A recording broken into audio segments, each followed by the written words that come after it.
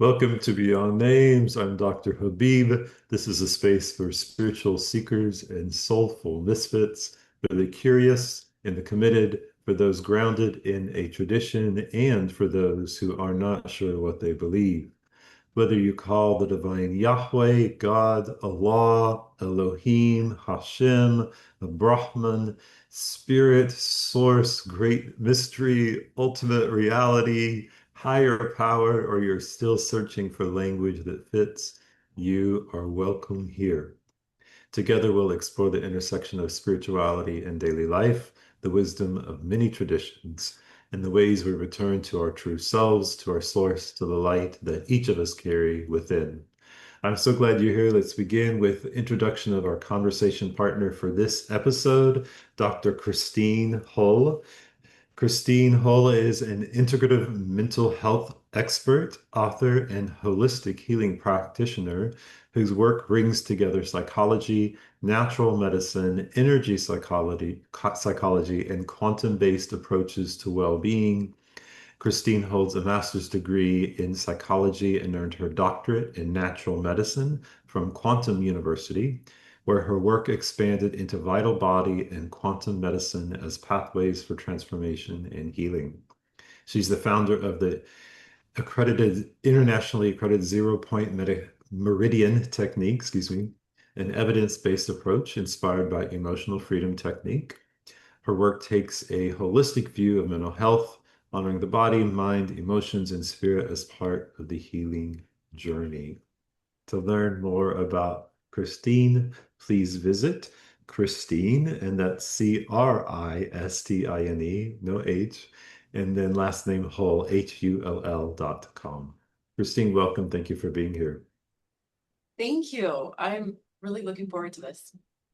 Yes, if you would please introduce yourself to our listeners by telling us your spiritual story. Wow. Okay. So, yeah, I've changed my name a few times and my career a few times, as well as my spiritual practices a few times. Okay. My spiritual story begins, I was a sophomore in college and had delved into the realm of cocaine at the time. So this was the 80s, late 80s. I'd been kind of on a search, talk about my mental health history. I had not found an answer for depression or anxiety and general well-being through the channels of religion or therapy. And I finally threw out my oars, my faith and works oars, and just kind of went downhill. And so at this bottom, I hit a bottom, and I Mm. use a metaphor of a raft with nowhere up. It was like I went off a waterfall and there was no way back up. And so I Yeah. experienced a surrender at that point. It's actually kind of a Christmas story. So it happened to be about 3 days around Christmas that I had been positioned, I guess, by the divine and my own level of willingness to find a real solution in. My mother, who rest her soul, she passed a year ago, and I love to tell this story. Mm. Um, I was her oldest child. She'd been promised through religious, paths that what she was doing would result in something strong and real. And watching me dive bomb in my life had to have been one of the most traumatic things for a parent. Yeah. She went to faith and prayer and had been praying for me for some time and was inspired to invite me to come home a week or two before Christmas. And it did this kind of little family gathering and talked about giving a gift to the Christ child.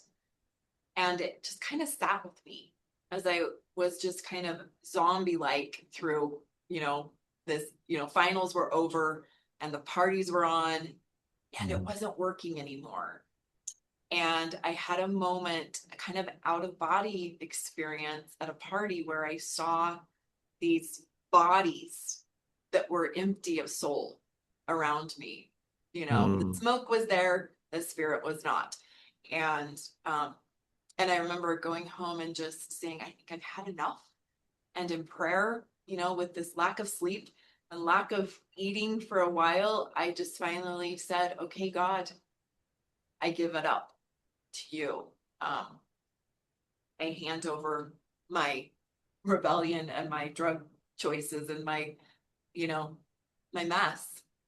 Yeah. And I was visited by a voice in my heart that heard this gift and responded with the words thank you. And it was as if it had been written in gold across my Mm, heart. mm, um, and it changed me. And overnight I was free. I never went back. I never used a drug again. I didn't actually do treatment or even 12-step programs.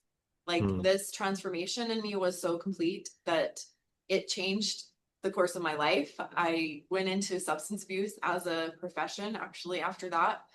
And I stayed true to this belief, even though it evolved over time, which I will talk about. But my spiritual path definitely has had many layers and it's very eclectic. But that moment, I'm at core, I would say a Christian with also many other components to that spiritual definition. But that was where it began. So what did that motivate in you? How did you respond to that in terms of taking the next step to meet that It being? Right. Well, there was a mix of next steps. So I moved Okay. back home. I avoided the drug crowd, the scene, and I never really partied like that again. Yeah. But my heart, I didn't really maybe trust my heart because it's something I didn't ever really open until that Hmm. point. Hmm. And so I tell the story of I ended up marrying my drug dealer. So that was not necessarily maybe the best choice someone could make. However, this Yeah. individual in my life was part of this change that had happened. He was by nature an empath.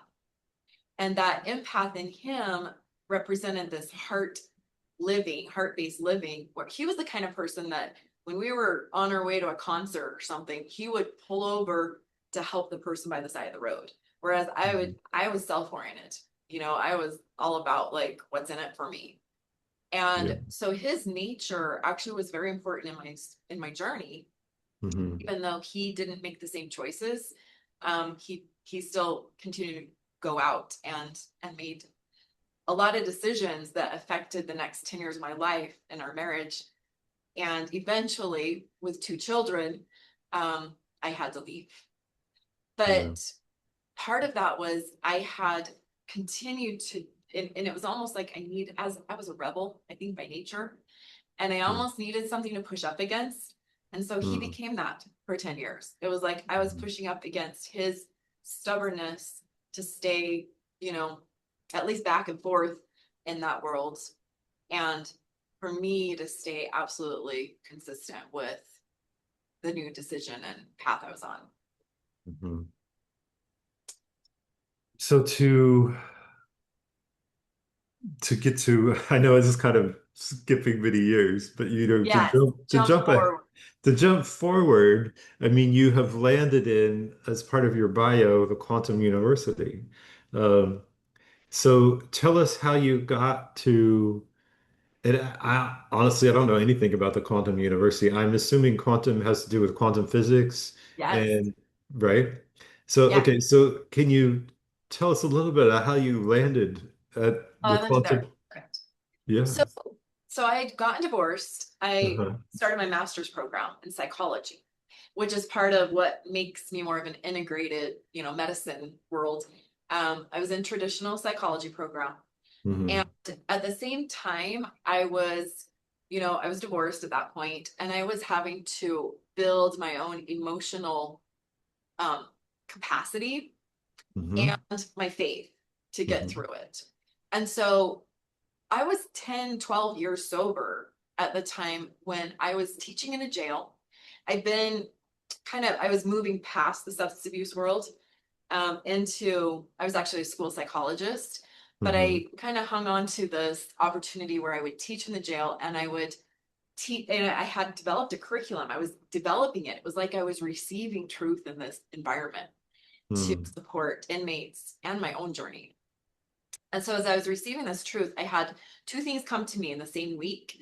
One was more of a religious book on levels of spiritual progression.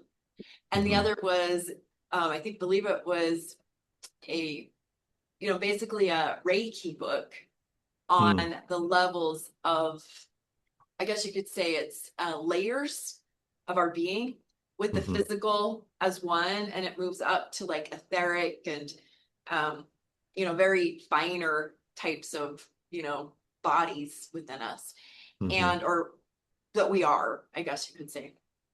So it was, both of them represented 7 levels. And I started to look at this as a different model, different paradigm from the mhm, world that I had come from. So the world mhm, I had come from was there's good and there's evil, and then we're all in the middle trying to, get up to the good. And mm, as I was teaching in the jail, I realized this definition of good, which kind of was represented in a jail by a jailer, right? By the guards or the judge or the probation officer. They were the good ones, right?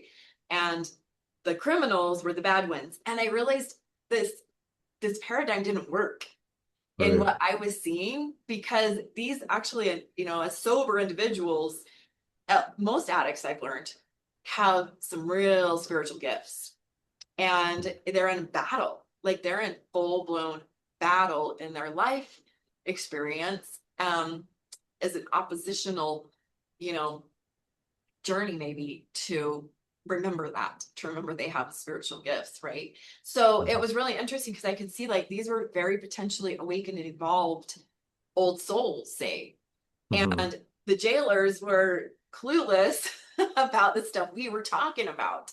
So right, there had to be a different map, a different paradigm to see this through. And mm, so this laid out in front of me literally in this one week. I saw, oh, there's 7 levels. So these first 3 levels are just the beginning of a real awakening journey. And mm, so with my early, I would still say early recovery because now I have 37 years, 12 years was like nothing.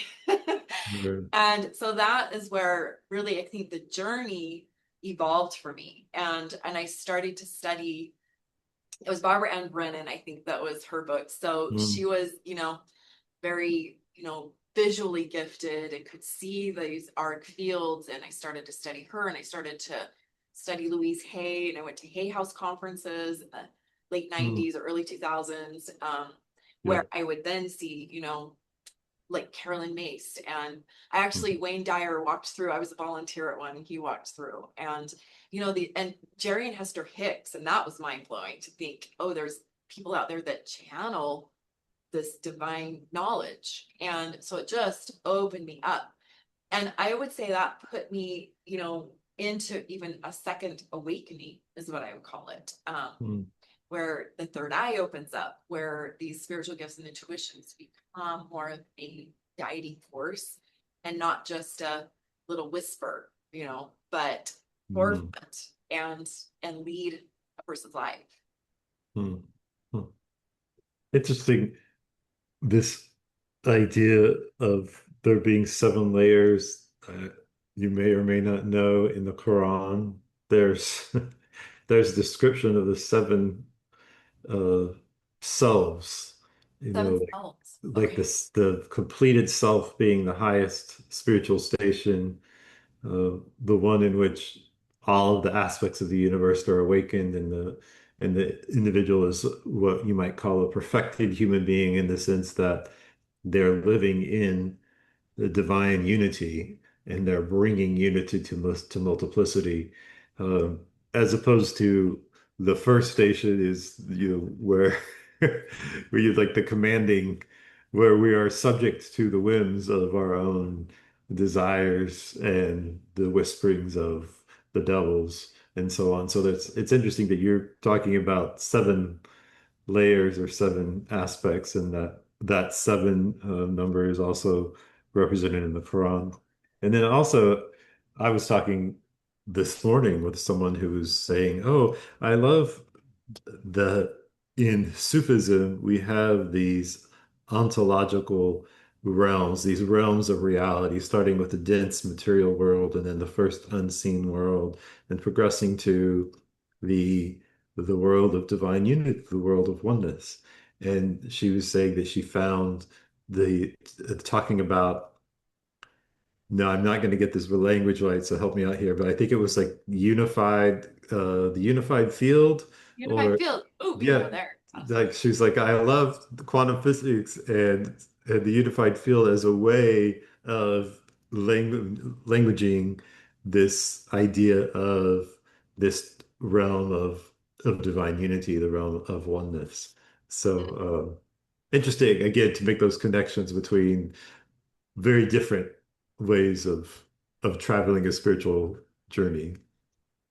Yes. So basically what this blueprint became is what, it was a levels of frequency. And later I found that Dr. Hawkins had even calibrated these seven. He wasn't calling it seven levels though. But what Hmm. I found is that most of his books described things that went maybe to a 600, maybe a 700 frequency.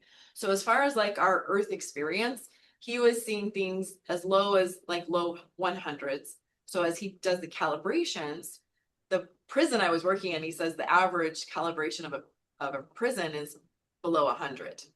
Hmm. And that's the case with those who are still, I would say, hardened and, stuck in criminal behavior. The ones who want to awaken, they can really shoot up pretty fast.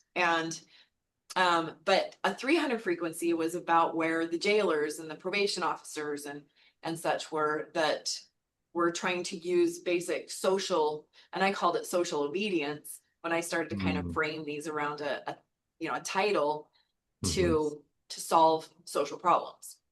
And that didn't work for most of the people I was talking to.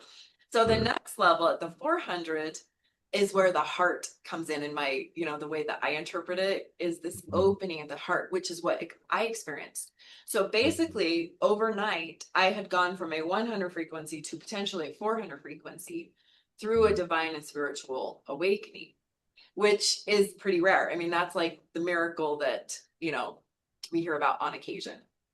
I did get involved in 12-step programs, and they talk about that some people have a spiritual awakening that happens instantly, and others, their journey takes a lot of time and a lot of Hmm. steps.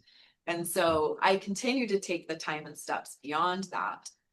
And I fluctuated so much, but at a certain point, I Hmm. began to become more the master of my experience. And that's where someone can go up to a 500. So that's the realm, that's the frequency that's worth the effort. It becomes a lot smoother ride by then. Before that is a roller coaster. So I continued on my roller coaster, getting into a second marriage and the emotional pain and things that, oh my gosh, I had Hmm. so many layers to work through, and my own trauma healing and, many things through those years. But I did start to acclimate to this 500 frequency, which is where there's a constancy. And I don't know that a lot of religions find this. I'm going to clarify. So I wasn't finding that in a Christian religion. I believe, from my experience, Hmm. that was the opening heart part of my process. What I Hmm. started to move into to get to that 500 were Eastern religions. So in my spiritual path, I had resistance to it. It took a lot of repetition from people in my life that God had placed in my life to say, no, I'm not going to leave. I'm not going to stop asking you to do this. One was yoga. I Hmm. had somebody who I sponsored in the 12-step programs for a year, and she literally asked me every single week, have you gone to yoga? Have you started a yoga practice? Once I did, we were done with she had served her purpose in my life and I in hers. Then it was a client. So I'd gotten into private practice by the time Hmm. of my second marriage. And I had a client who I was definitely influencing, but she had a role to influence me.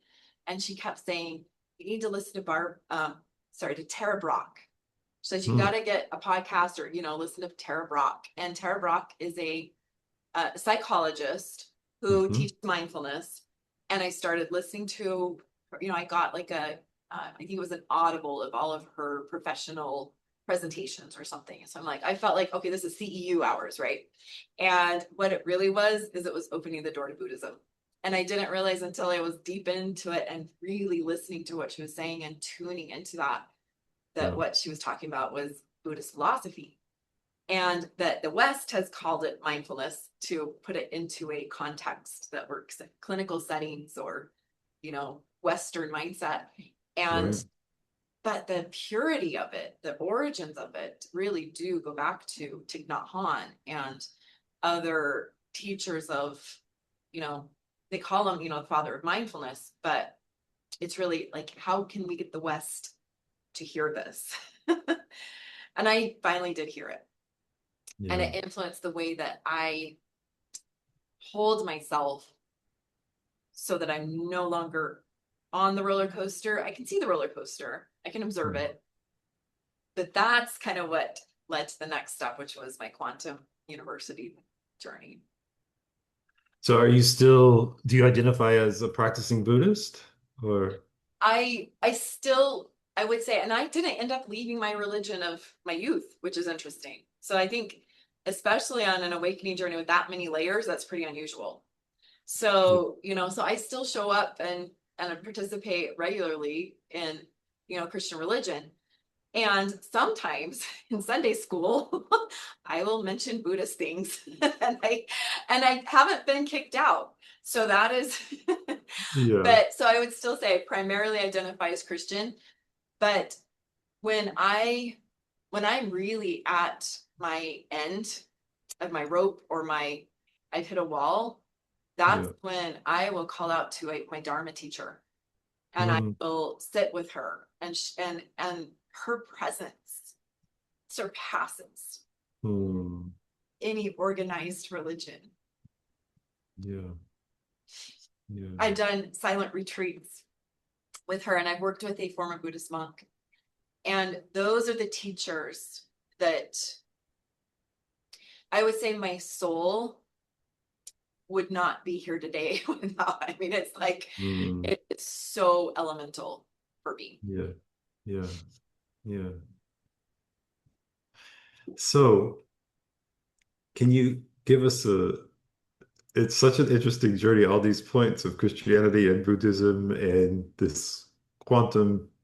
Then the Um, quantum. You ready for that? yeah. So, um, tell us about the quantum, and then maybe from there go into like what does spiritual practice look like for you today?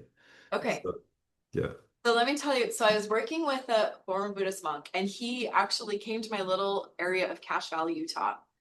And it was it was literally like the mountain coming to Muhammad. I mean, if I had not had that experience, I don't think I would have ever had that depth of Buddhist training. So I began working with, in fact, it was my former sponsor who Mm. began to follow Thich Nhat Hanh. There was about a 12-year gap where I didn't have contact with her. Hmm. And during that time, she moved and she found Buddhism and she literally came back from a pilgrimage type thing. And I ran into her and she shared really quickly. We were going opposite directions, but we stopped long enough for her to tell me there was a monk in her basement. So at some point, I will release that actually as a book. It's a book title. There's a monk in my basement because it's like it's just the irony of it. There's something in the soul that's like, huh, that kind of makes sense. Anyway, so she had been part of the Buddhist Sangha in our community, Yeah. and this teacher Nithya Shanti came to for a visit, and then his visa had some issues and it was like a 60 to 90 day like extension he had to have to get it all resolved. And so Mm. during those months that he had right here, I was meeting with him. Mm. I didn't show up at a sangha until after he left the area because it just felt safer to me to do it as a consult or Mhm. more. I like, again, Christian, and my other frame of who I was, it didn't fit at that point in time. Yeah. But as I worked with him, he allowed me to reach my deepest fear.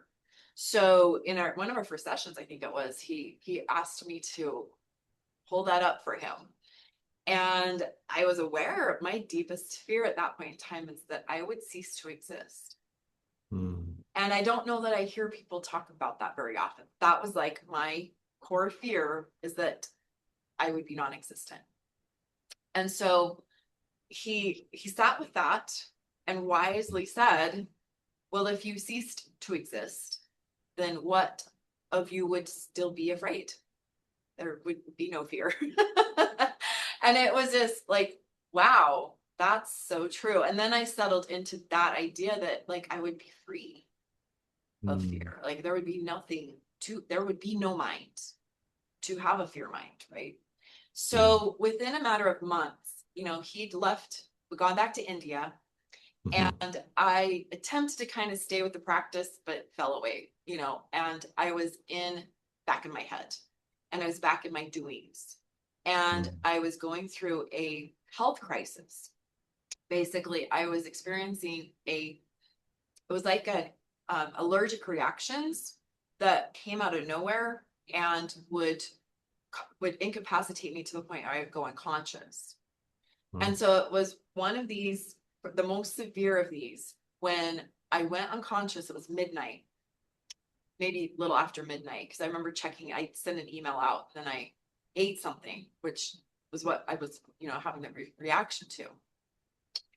And so I was on the bathroom floor when I came to. And when I came to, what was interesting about this, I passed out many, many times. But Mhm. every time it's like it was a dip down and a resurgence of consciousness. This time I dipped down and I never came back. And then I never came back.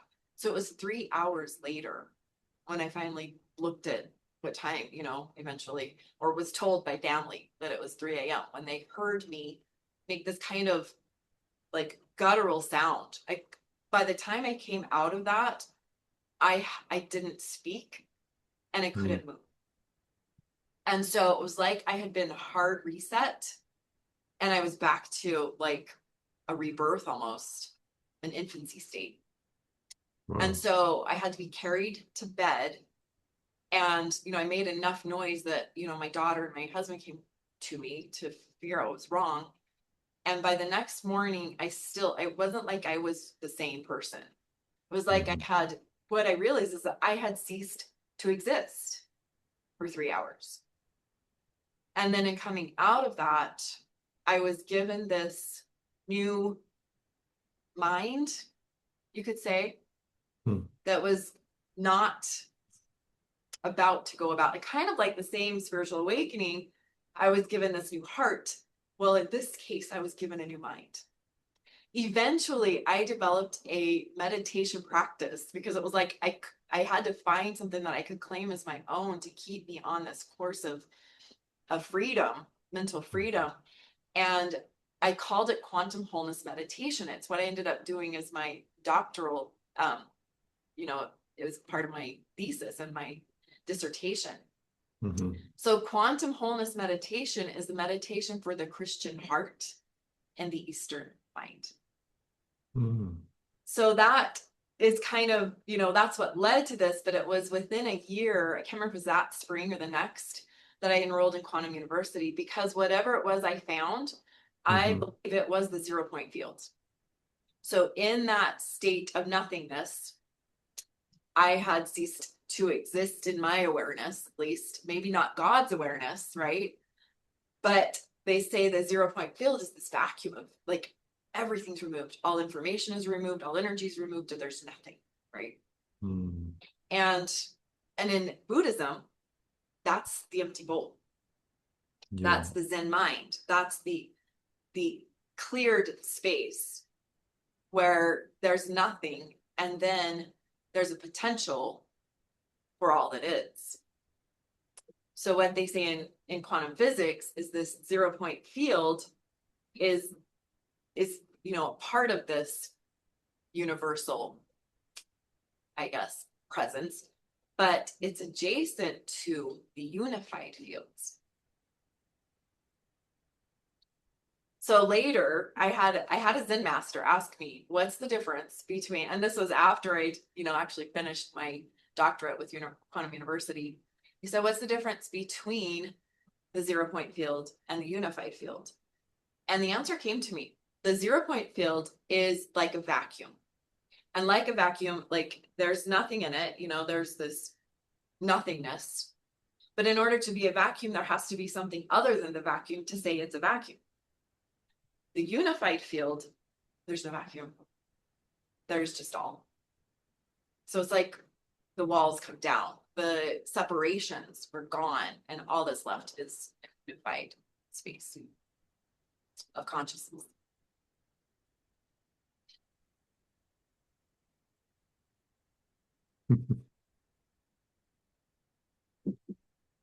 So tell us more about this meditation that is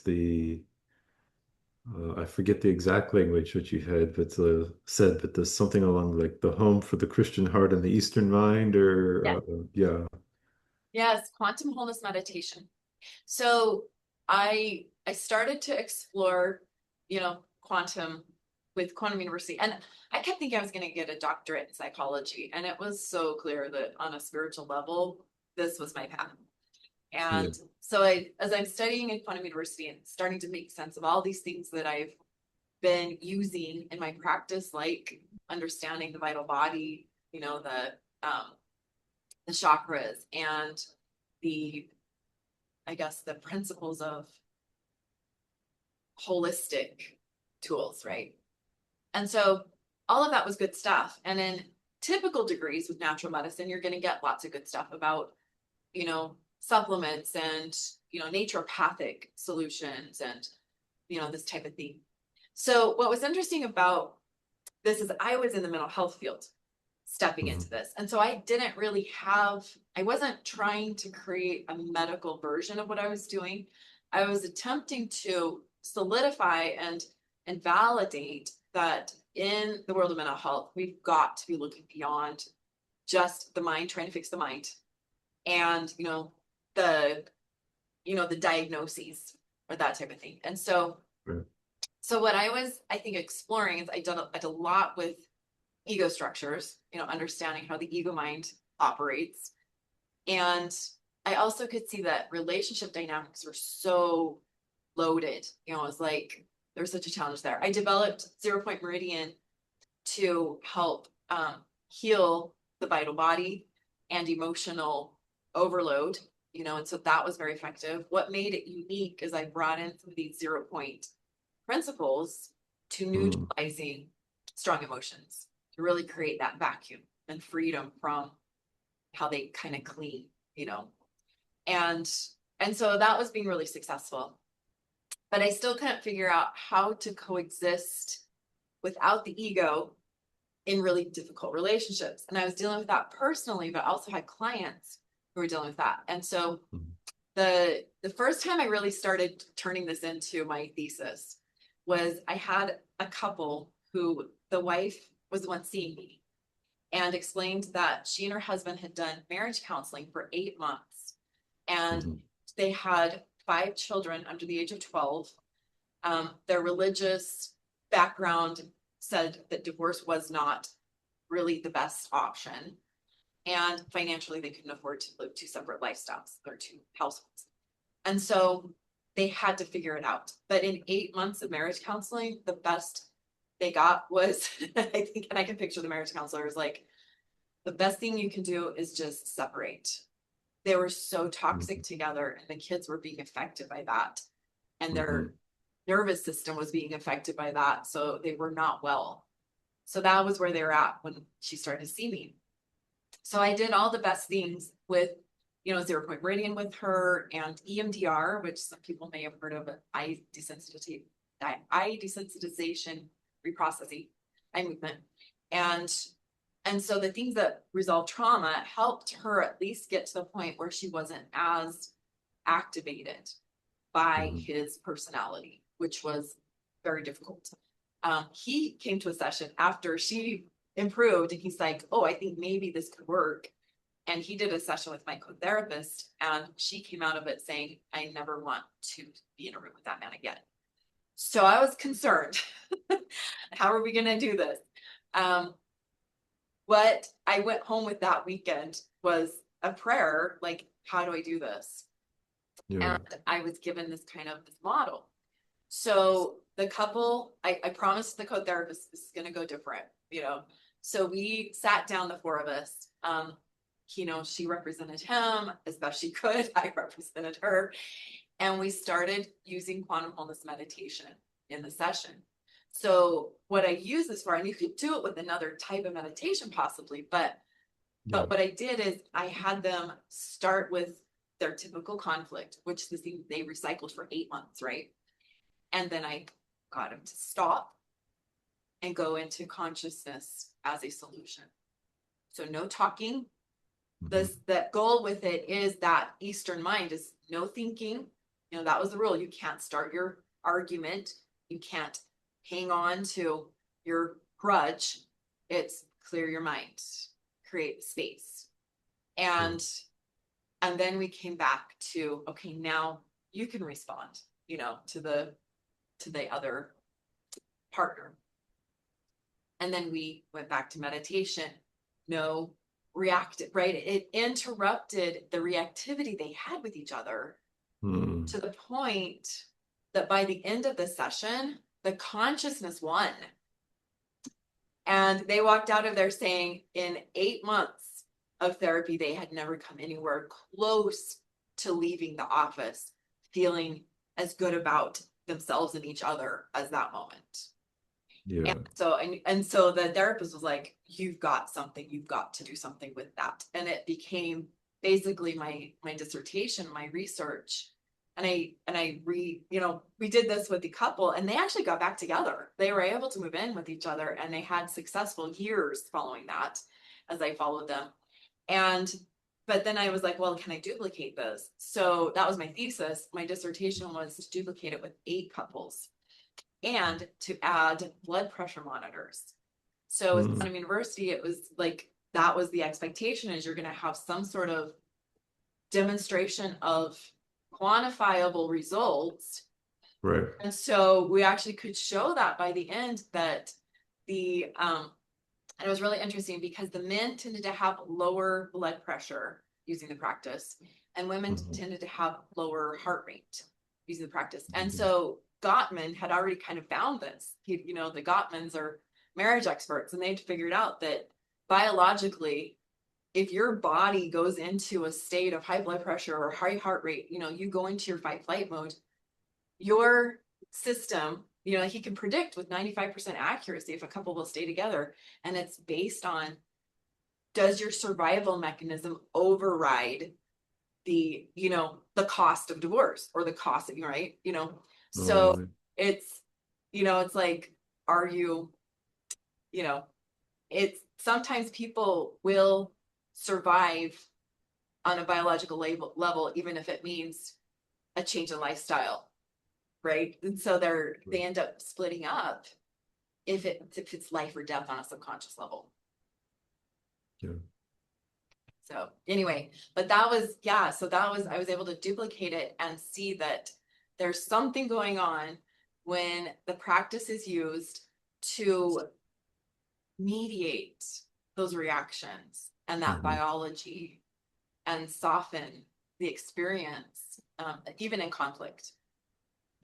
So I know that you have a YouTube channel. Do you have guided meditations where you are demonstrating do a this? lot of those. I do have a background in hypnotherapy. I did get certified in hypnotherapy because a lot of people aren't ready to experience total stillness and silence. So quantum meditation is a practice of stillness and silence. Whereas, most meditation practices have a mantra or even are guided the whole time to keep the mind, active on something. And so that's, I do offer some of that in some of my courses.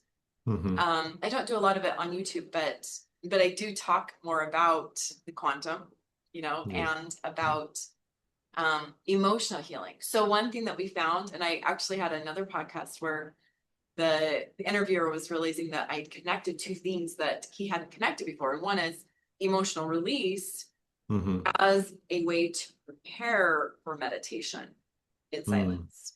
Mm-hmm. So those things work really well together. Yeah. Yeah. So is that your primary practice, this quantum meditation?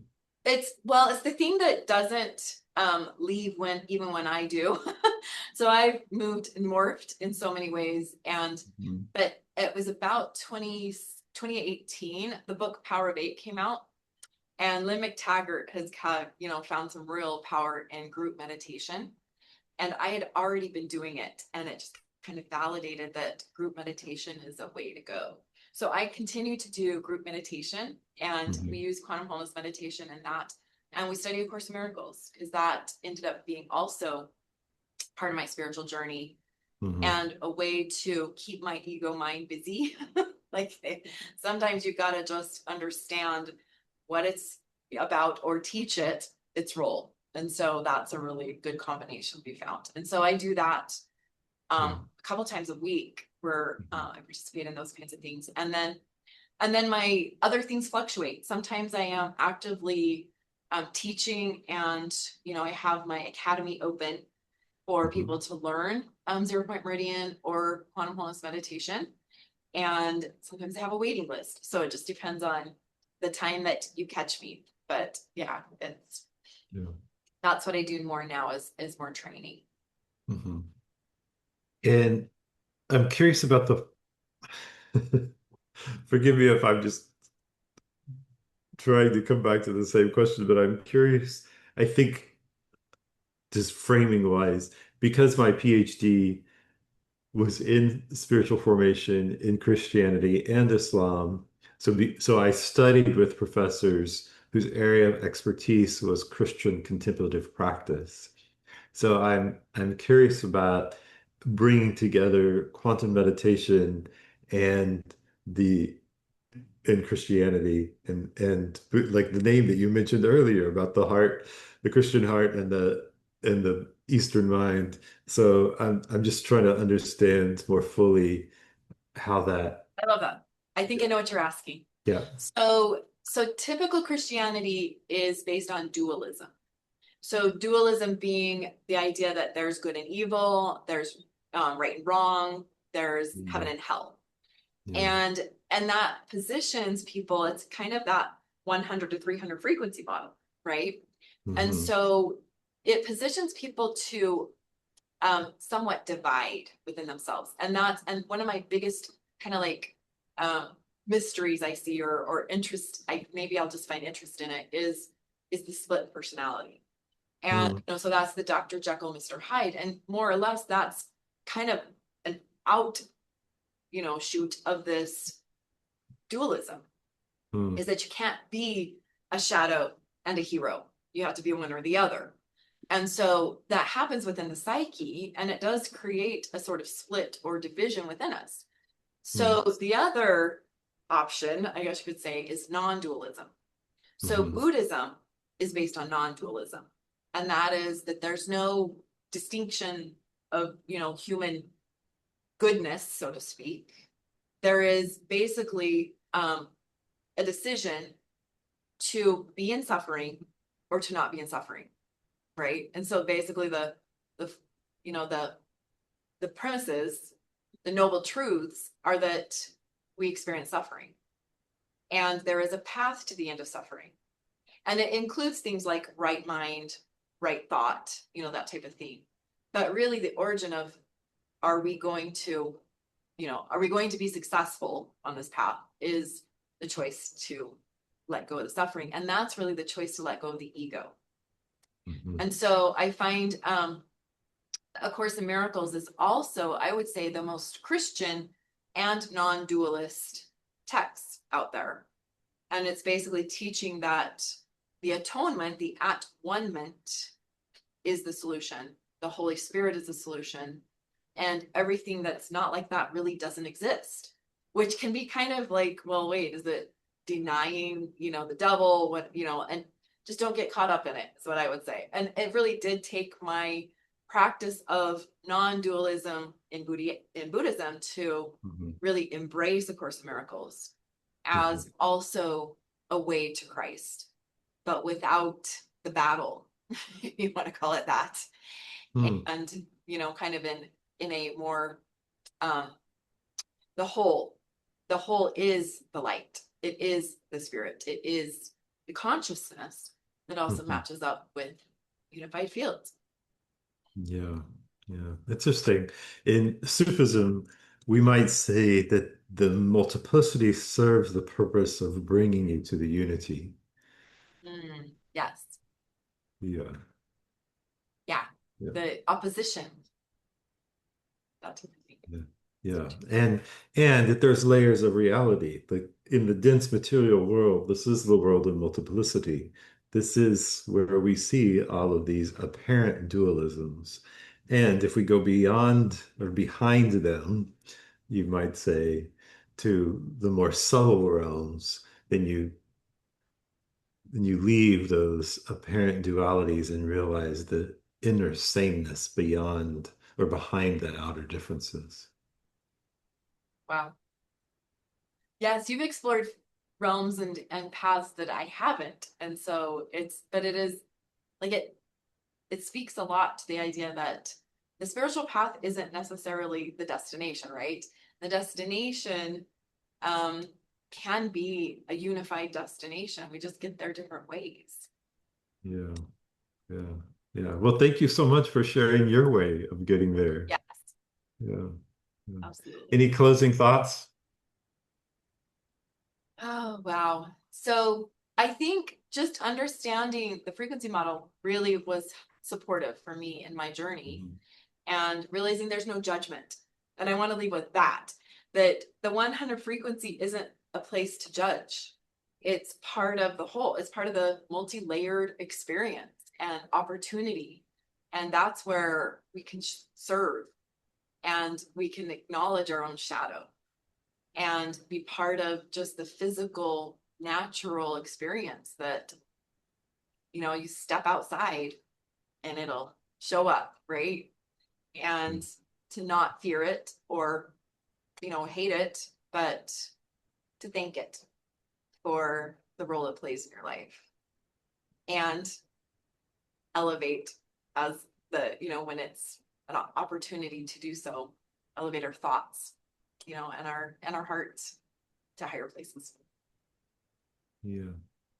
Yeah. Well, thank you so much, Christine, for the conversation. Appreciate you sharing your personal story and your spiritual story and the journey of crossing traditions. Thank you You're to welcome. Yeah, it was a great space. and thank you to all listeners for joining us on Beyond Names.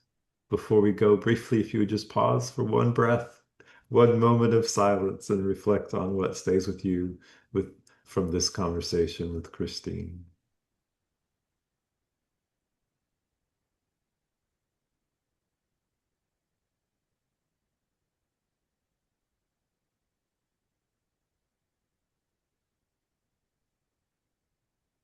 Mm.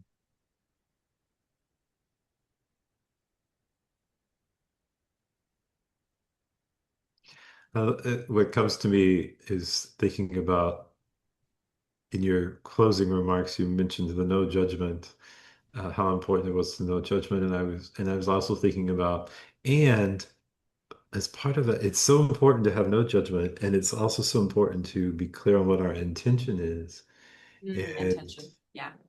whether you look at the different religions, whether those are Eastern religions or Western religions, or you look at the different um, ways of taking a spiritual journey, the great souls have taught us by their example that there are higher states of consciousness and and they have taught us, they have shown us through the lives that they've lived and through the stories of their lives that what is possible for the human being in terms of raising our levels of consciousness and awareness and acting from that. So bringing together that awareness and intention. May something you heard today help you reconnect with the light in your own heart. May you grow in compassion, courage, and clarity. May you find your way again and again back home to yourself, back home to the divine, however you name it.